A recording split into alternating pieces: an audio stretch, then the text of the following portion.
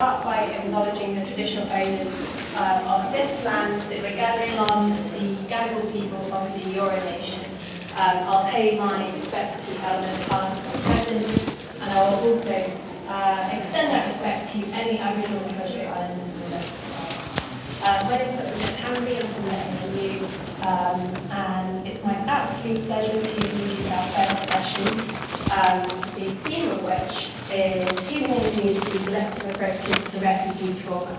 I will say we've got 7 presentations and we need to finish at 1 o'clock, so I'm going to be quite strict with time. I have met most of the presenters. If anybody has not had a chat with me, then please can you just signal if you're here.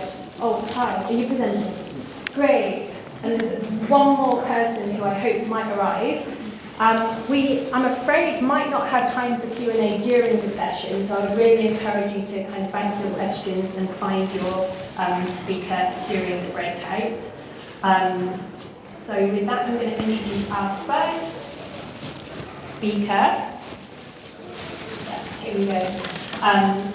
Bede Ngaruko, who will be speaking on From Silence to Story, how lived experience of storytelling can shape refugee recovery and resettlement. Thank you very much. Thank you. I'll let you have this. There we go. Thank you very much.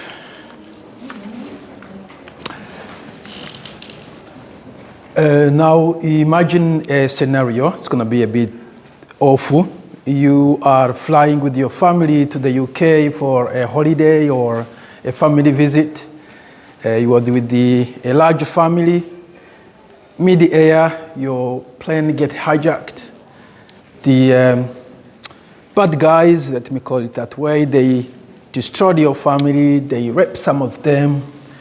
They kill some. They leave you with the bruises or worse, with a missing limb. The plane crashes in the middle of nowhere in, I don't know, Tajikistan or Guatemala, anywhere. You don't speak their language when you get there. You don't wear the same clothes. They don't even know what you've been through. And the only thing you've got to survive is intuition. In Kalahari, it's always Tuesday or Thursday, if you like, or Sunday. Who has seen this movie? The gods must be crazy. Very good one. Noisy birds that flew without batting their wings. I use this video often as an interpreter to illustrate how hard it is to interpret in certain circumstances where people are exposed, or refugees in particular, are exposed to things and the concept they have never seen before.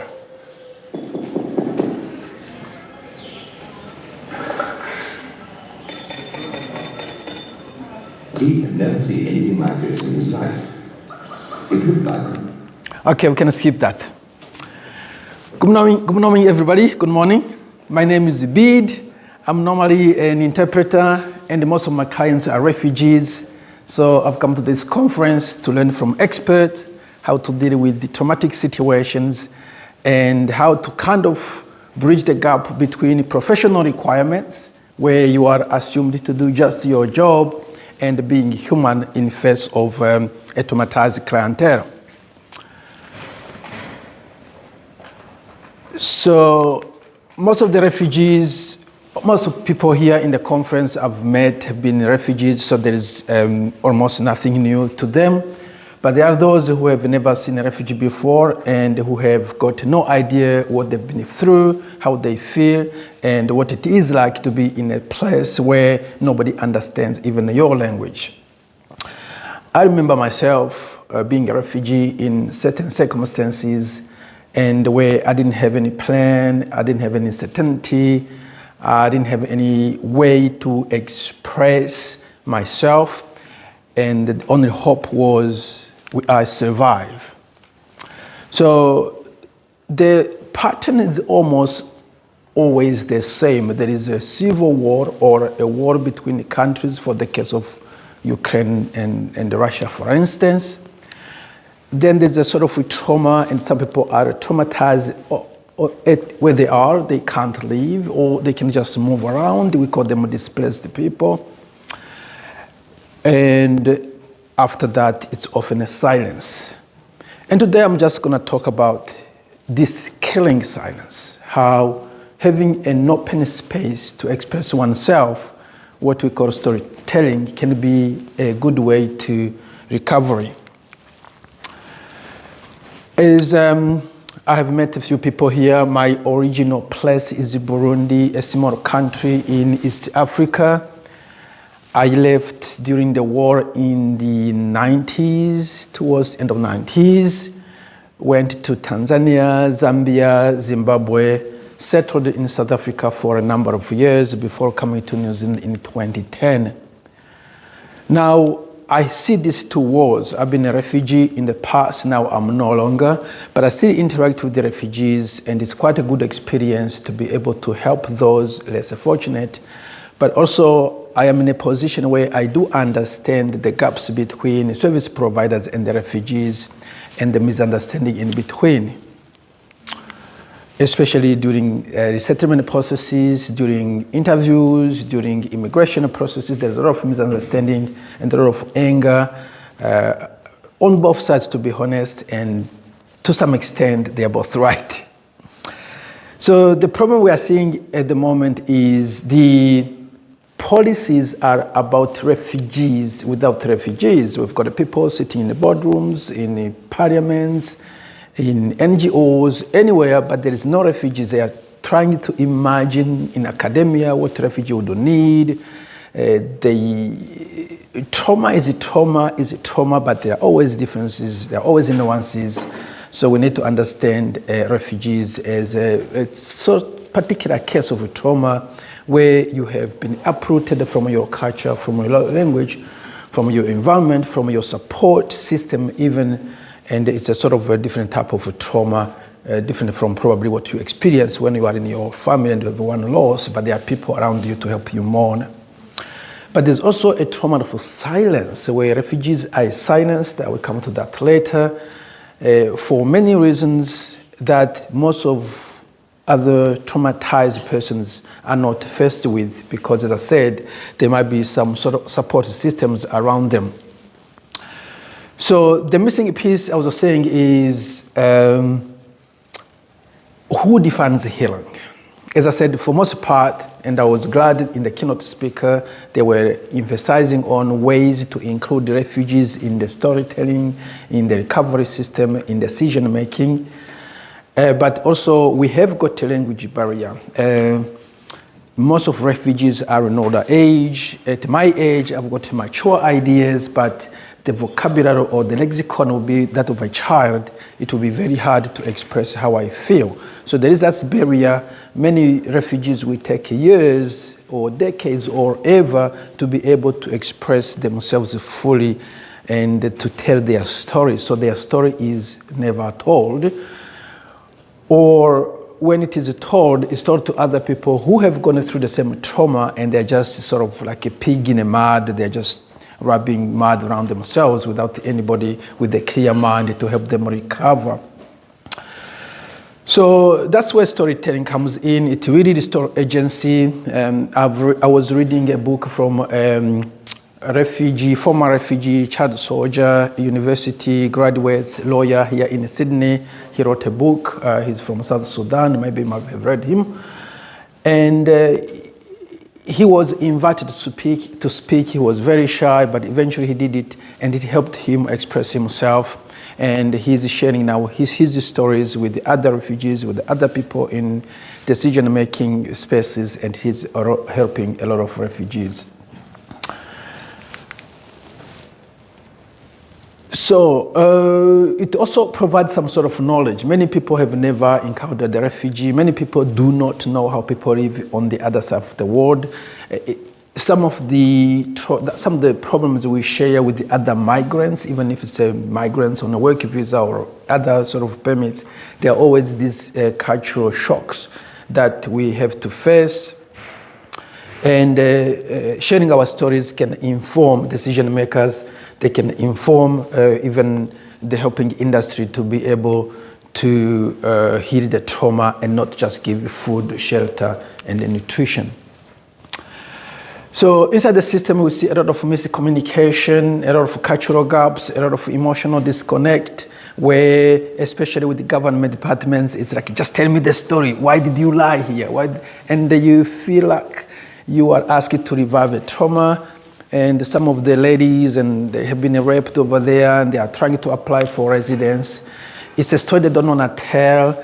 If they want to tell, they want to tell to an empathic person, but there's in front of an immigration officer who treat them as a victim, as a liars, as a guilty people, and they are telling a story with the tears, and it's quite traumatic to revive your own story in a more court of law situation. So we see those blind spots in institution. So there's also, as I said, a sort of a psychological reality we are facing. We have been exposed to trauma and we don't want to talk about it. So we need some sort of more safe space. But unfortunately, often, as I was saying, people are forced to tell a story in environments that are not conducive to healing, but rather to more traumatic event. There's also some sort of fear and vulnerability. We have seen a war. We think the war is not over. Some people think that our governments or some of the dictatorships have got a long hands. They can reach wherever you are. I see that in social media. I run a YouTube channel and often people tell me, I can't make a comment. I'm going back home next week. My mother is there. I've got a land there. I don't want to comment. I don't want to be caught up in the middle. So they are scared to even tell their story and to share these opinions because they think somehow it could hurt them one way or another. But also, as I said, there's a traumatization. We don't want to, there are stories you don't want to, there are things you wish you couldn't remember. There are things I wish my memory could be formatted and they just go past that. But they come in nightmares, they come in different ways. And we get scared to tell these stories because we don't want to revive the same trauma. As I said, there was also a fear of political or some sort of aggression that can come from different governments and different political activists, especially for those asylum seekers who are running away from political violence or political persecution.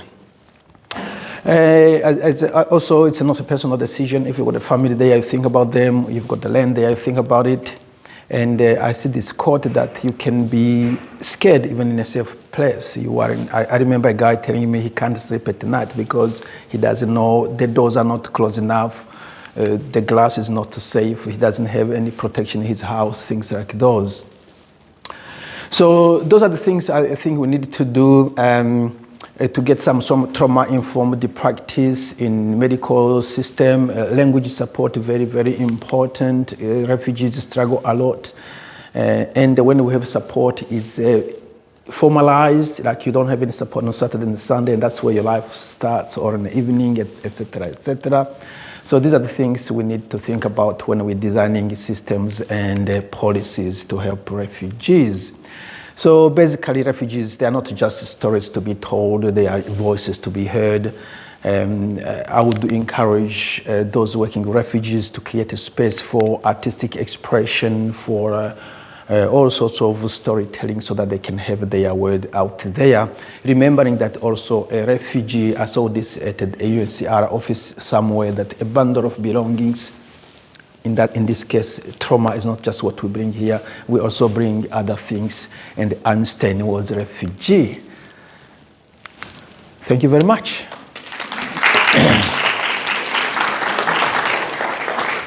Was that right on time? Amazing. That Thanks. was absolutely perfect timing. Thank you so much. No worries. And what a brilliant presentation to start off. Thank you. We are going to move straight on to our next presentation. Marta Artemenko from STARTS, who will be speaking about exploring the influence of nature on psychosocial well-being of refugees. And I'm just going to get your presentation.